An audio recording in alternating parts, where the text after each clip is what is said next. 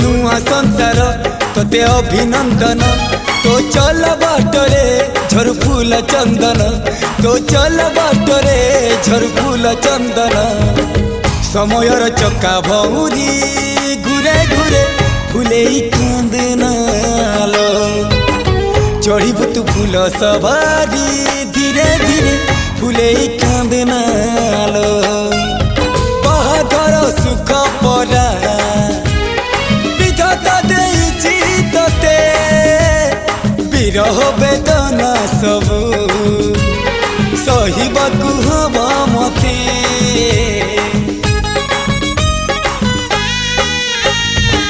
सिंथी तो रहेला सिंदूरी धारे धारे फूले कांदनालो